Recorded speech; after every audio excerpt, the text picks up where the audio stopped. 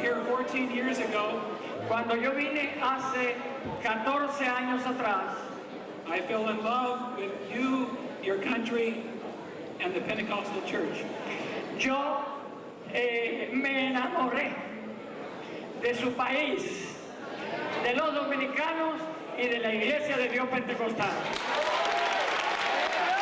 This year in Santo Domingo, 57 people, including 13 families, worked at 4 different locations. In Pantoja, we converted a church from 4 walls to a completely functional church. In Barrio Maria, we completed the work on the 2nd story of the church, a work that had begun the previous summer. In Tres Brazos, we also worked on completing the 2nd story, allowing space for the rapidly growing congregation. And finally, in Acapulco, we were able to install a roof on a new church, allowing the congregation to grow from a church the size of a garage to one that will accommodate up to 100 people. En mi primero viaje aquí, tuve 9 años. My first trip here, it was 9 years ago. Y ahora, este es número 10 y tengo 21 años. And now it is the 10th occasion that I came, and I have 21 years old. This is my 8th year to be coming on these trips with the National Presbyterian Church and now with other churches from New Jersey and Pennsylvania. And I started 8 years ago because 8 years ago I went back to church. It had been some 30 years since I was driving by the Presbyterian Church thinking maybe I should go in there. So I went back. Then I saw in the bulletin that the trip was coming down to the Dominican Republic. And something moved me to say, I think I'll go along. Well, you know, I think that when people think of going on a missions trip, it can kind of be scary because, you know, you're going to a very unknown place. But I would just encourage them to take a step out in faith and to really trust God and understand what it means to trust God completely. And I think that, you know, it's that initial step, initially getting down here and making that decision is probably the hardest decision. And once you get down here, you realize how much you would have missed if you would have been afraid or lived in fear. I guess last year when I came to the Dominican Republic, like for the first time, it was as close as I've ever felt to God. Like we say we're here to help the Dominicans, but the Dominicans, without knowing it, just have helped me so much with my personal journey. Seeing the miracles that the Lord does in their life, and just seeing how their faith in the Lord and what they don't have, and they just look beyond all that, and the love and the joy and the peace that they fill my spirit with. It's overwhelming at times, and you can just feel the Lord everywhere here. And I mean, I couldn't live without coming on this trip every year. Like, it's the best. I love it here. So, and I plan on coming back. You know, I just wish we could do more.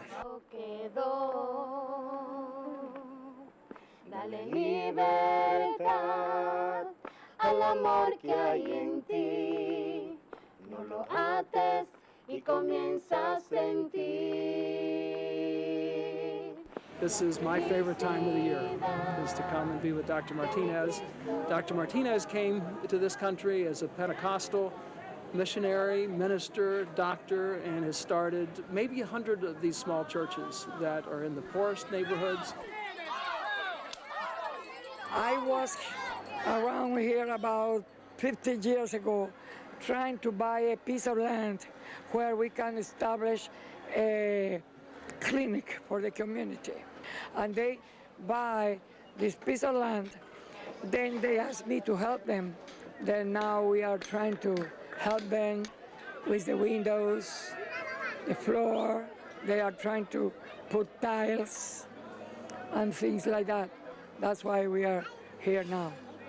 But it's very important that till they are working, the group are playing with the kids.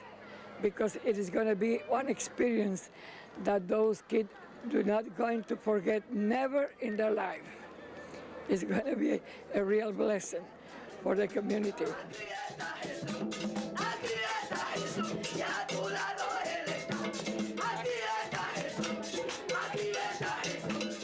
He tries to put a medical component with them. We'll have a medical clinic, which is incredible to see hundreds of people come with their sick children, wanting a little bit of encouragement and hope and care. During the medical clinic, we work quite closely with Dominican physicians, who are themselves missionaries from their local Pentecostal churches. We primarily see patients who are infected with bacteria, viruses, and parasites. In many cases, access to clean water would completely prevent these diseases. In these poor barrios, access to clean water is limited. Pharmaceuticals then become a central part of our patient care. Due to the generosity of a variety of pharmaceutical companies, we're able to provide the antibiotics and antiparasitics needed to treat their infection. For many families, this is their first access to this type of medication. I think it's interesting for physicians to come here from all different careers, because one of the things is that you get to do here is you use all of your knowledge that we regularly get to utilize in high-tech areas, and you move back to the absolute basics. What we have is a gentleman who smashed his finger. He has a big blood clot under his thumbnail, and it's causing him an immense amount of pain. He can't work. But to get it out under sterile conditions, we take something like a safety clip here, a safety pin rather. We'll get it to be red hot by putting it over a candle, which we luckily found, and then we'll go ahead and it will melt right through his fingernail. I've got 30 years of experience as an emergency medical technician. Coming here to this situation is really something akin to having to deal with the management of chaos, which is what I would call this situation now, and try to get it in an organized manner into the doctors, and trying to get people with lesser than doctor skills to apply those skills to patients so that we can improve the time with the doctor and make it as efficient as possible to permit us to see more and more patients. There's really a great sense of going back to the absolute basics of medicine. I also would say that what it brings out in someone is the ability to, sit back and just take the few things that you have and try and use them in the ways that we do with such fancy equipment at home. They really want to just get some good health care, and they want to get some good care for their children, and that's what we can offer them. It's a marvelous experience.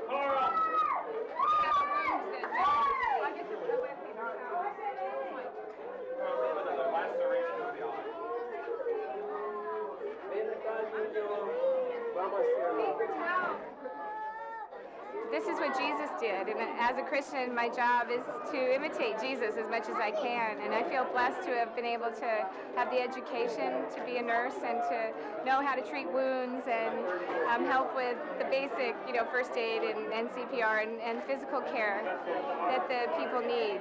And I really feel I was a bit blessed with that to help others and to love others like Jesus did.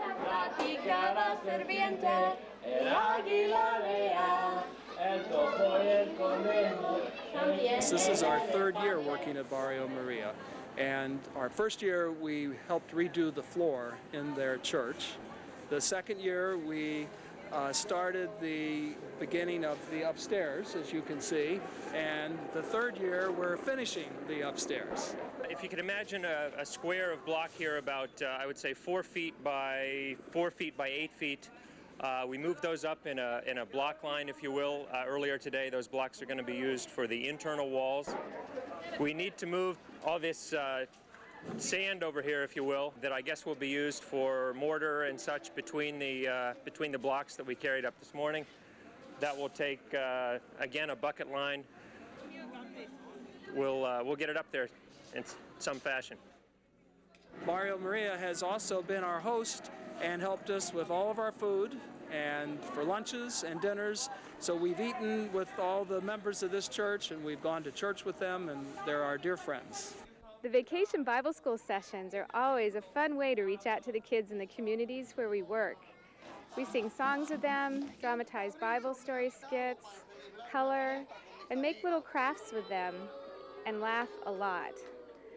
Many of the kids show up dressed in their nicest clothes. It's a real joy to see how excited they get when they are given crayons and paper, sometimes for the very first time in their lives. Thank you, Cindy, and thank you to other brothers from New Jersey and in other cities from the United States. We are too happy to see you again. We are getting used to see you year by year, and we thank so much the Lord because He's teaching to us with you the real love to share together. Well, just seeing how those people live, you just get an idea of how lucky you are to have your lifestyle, and it's just a really good experience to be in the same environment as them, because you really get to experience it firsthand. But it's also, you know, hard to see at the same time. And it's just nice to see how grateful they are.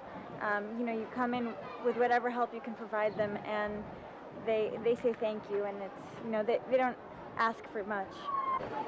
I heard about it, and I thought it would be interesting to come here and help out these people that don't always get all this help and attention.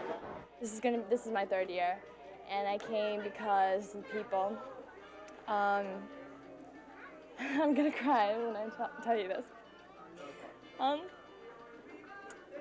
The people here have taught me so many things, and especially about the love of God. And I love coming here because I can really see it and I can really feel it. I can feel it here more than anything. And it's an amazing experience, and it was really life-changing. My sister passed away, our sister passed away about a year and a half ago, and it's been like really hard for us since then, and both of us have just been like, where's God? How could he let this happen? Who even cares anymore? And I guess like the bottom line is that something like that happens, you tend to close yourself off emotionally, because even though you're not feeling the joy, you just can't take any more pain. So you might as well not feel anything. You know, it's just kind of the easiest route to go.